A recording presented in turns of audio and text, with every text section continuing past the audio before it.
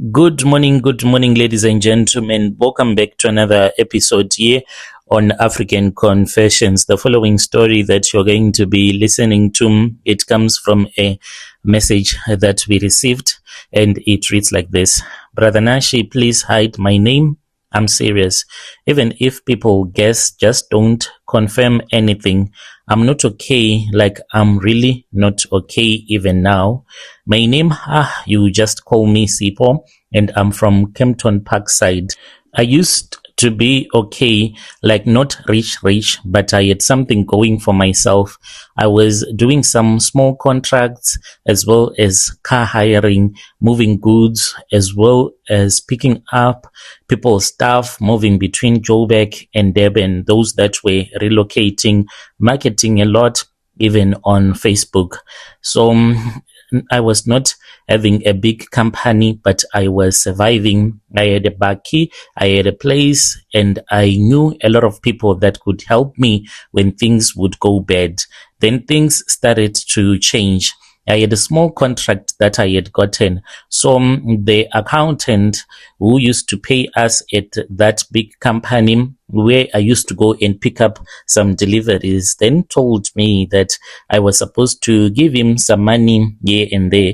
And this money that I was supposed to give to him, it was so that we could stay on the contracts because the company, it was busy restructuring, so they were letting go of other transporters. He told me this and he said that it was a secret and I did not have money. So that contract, it disappeared after I had failed to pay that guy in time. At first, I just said I would pick up another contract. It was just a slow period. I told myself, relax, you'll get another contract. But it did not happen. One by one, everything started to fall apart. I lost one big contract, then another. Since I had other debts that I had to pay, they started building up credit cards, clothing accounts, even my own phone. I tried to cover up one gap with another deal, but it just made things worse. Next thing, I am behind on rent.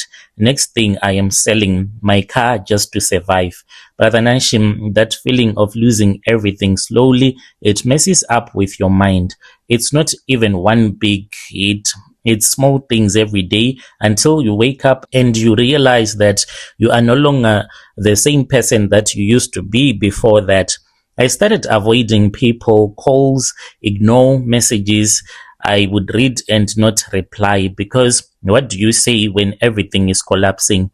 I ended up moving out of my place. I could not afford it anymore. I went to stay in a small room, same side in Kempton Park, the cheap side.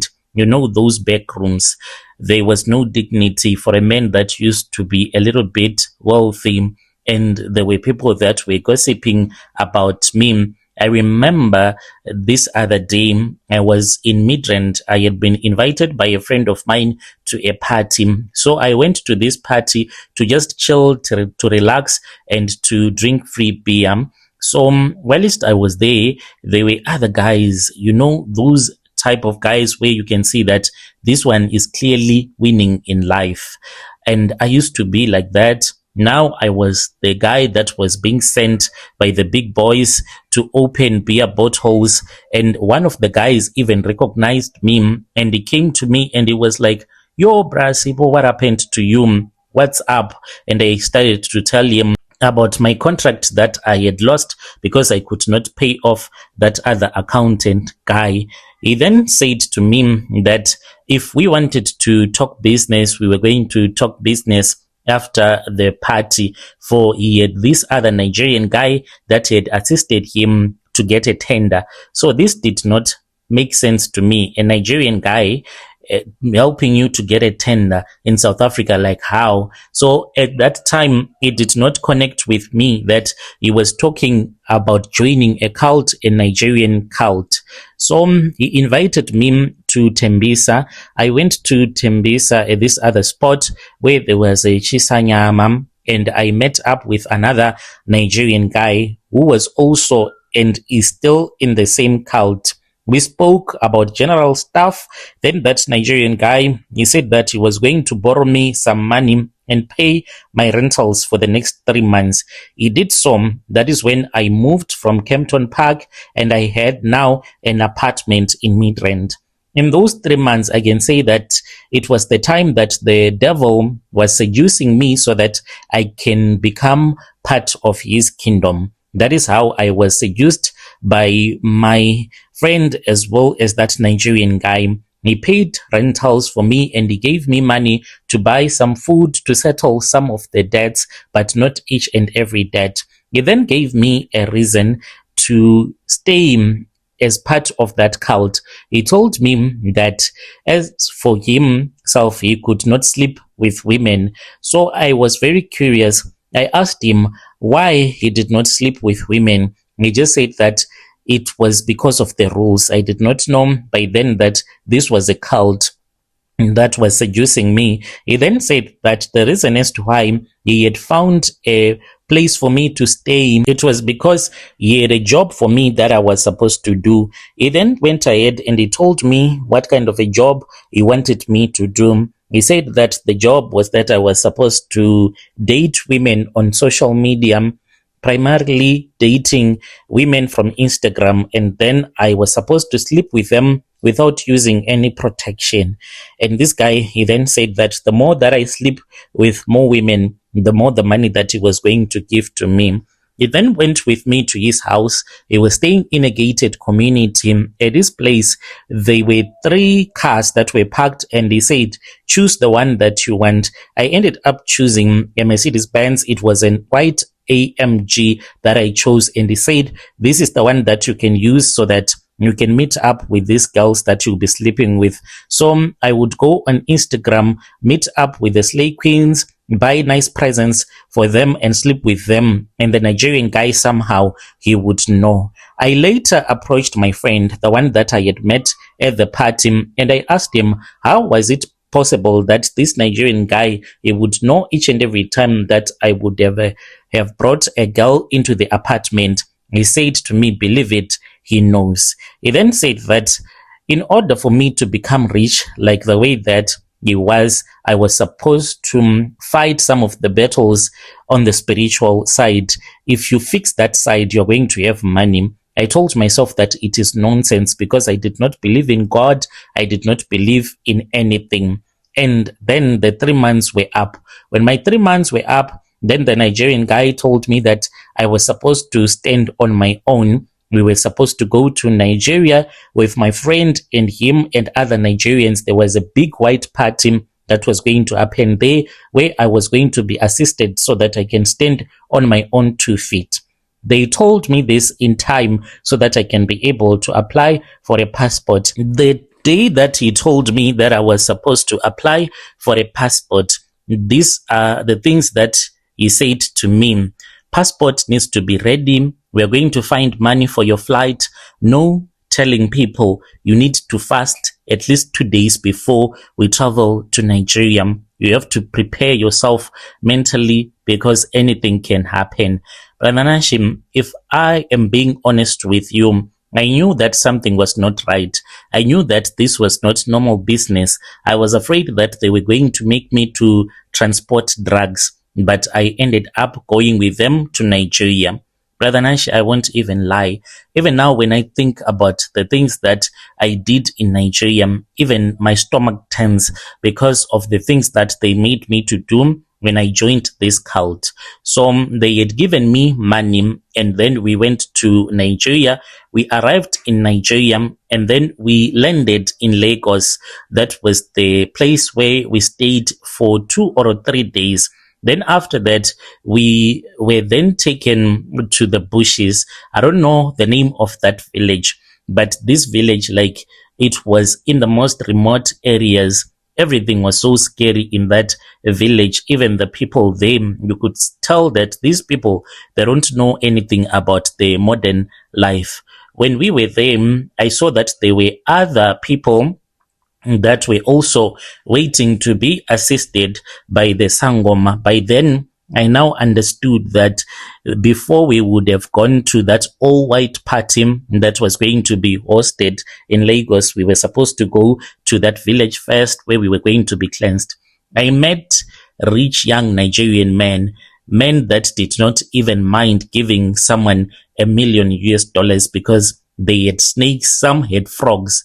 They would speak about these things when they were drunk, some after they would have smoked a lot of weed. Then they will start to talk and laugh at each other that you sleep with a frog, you sleep with a snake. And I am telling you the things that were happening. I did not even understand how I had gotten myself involved with those guys that were joking about demons sleeping with snakes. When it was my time to be strengthened, I was taken into a room where there were two short boys, like real two short boys. They seemed as if they were about 3 years, but they were old people. And then they told me to jump into the pot. There was a big pot that was on top of the fire. It was full of water, and they told me to get in there. I was so scared to go into that pot, but then they told me to trust that sangoma. And then I went into the pot where they cooked me and strengthened me. This is the part that makes me want to vomit, because at night, all the people that were at that shrine, we were taken to the cemetery. There was a grave of someone that had been buried a couple of weeks before we had arrived in Nigeria. They had removed the body of that person. So that body, it was just sleeping right next to the open grave, and they had prepared food. Brother Nashi, they had prepared food, and they had put plates on top of the dead person that was smelling. And all of us, we were made to kneel down in front of that dead woman that was smelling like, I don't know how to explain it. And we had to eat, not using our hands, but to use our mouth. So you would be eating as if you are a wild animal. We had to finish our plates. Some of us vomited, and when you vomit, they would put more food inside of that plate so that you can keep on eating. And then I was told that I was supposed to sacrifice the right next day. Those that kept on vomiting, they were told to return back the next day. So you had to be cooked again. But as for me, I strengthened myself and I said, I don't want to go through this process again. After that, they reburied that dead body back into the grave, and then they closed up the grave, waiting to do it, to repeat that same process the next day. I was then given a necklace, and I was given a ring that I had to put on my finger. The necklace, I was told to keep it at all the times. Then when I was at the traditional healer's shrine again, he then took a thorn. I don't know which kind of a tree it was, and he stuck that thorn at the back of my head, and there was blood that was coming out. I did not feel any pain at all. When we were at the party in Lagos, that was when I realized what was the meaning of that ritual. When the traditional healer, he had pushed that thorn at the back of my head and removed it until there was blood that was coming out. So I met other guys that had wounds at the back of their heads. The women that were with us at that party, they were so drunk, they did not even realize that their boyfriends, they had some deep wounds at the back of their heads.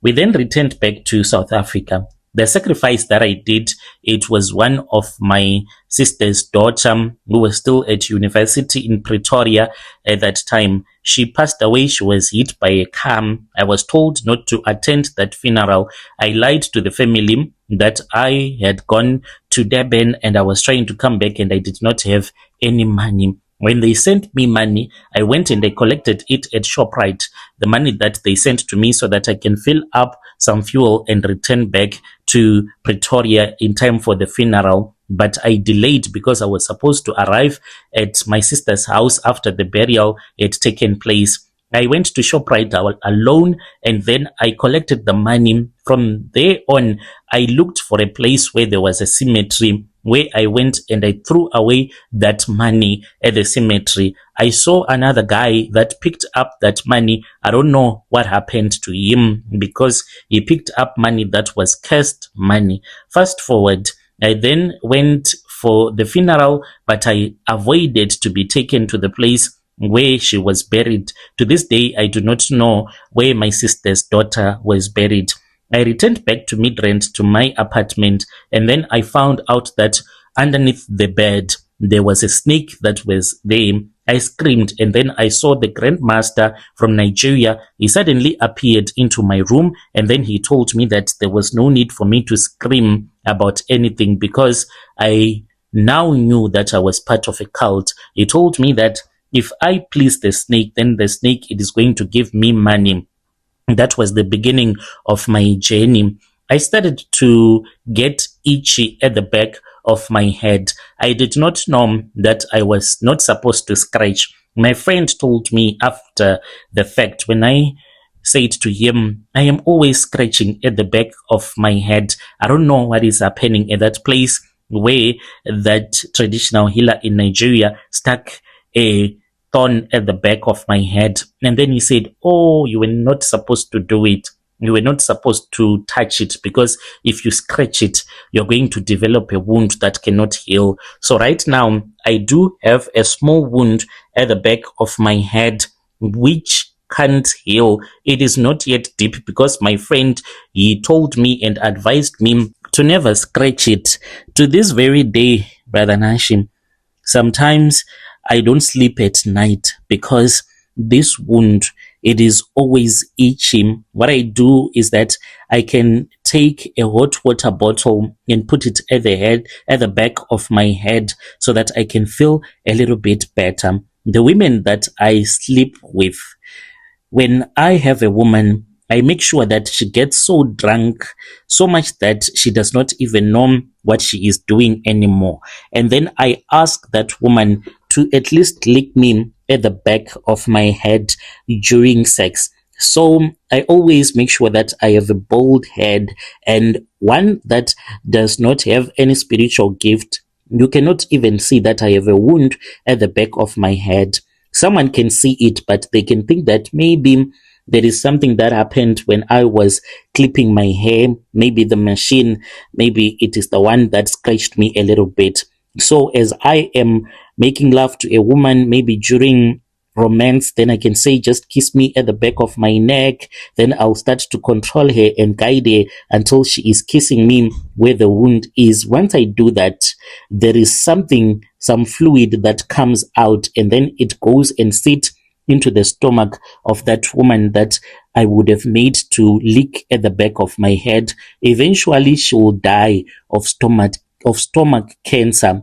The problem, rather, right now that I have is that I ended up sleeping with my cousin sister. I was not supposed to do something like this. I'm scared that she's about to die if I do not confess to her. So what happened was that me and my cousin sister, we were in the same room, and by then we had been drinking alcohol. She was telling me about her problems, and she's very beautiful. So we were busy drinking alcohol. I started to lust after him. It was a demonic lust because before that I knew that she's beautiful, but I had never lusted after him. And then I took her to my bedroom and we ended up sleeping with each other. During romance, I told her to lick me at the back of my head. She did so, and the fluid came out of that wound. She swallowed that fluid. She did not even know that this was what had happened. So right now she is sick. She has stomach cancer. I want to confess to her, but I'm scared that the devil is going to strike me down if I confess to him and try to save her life.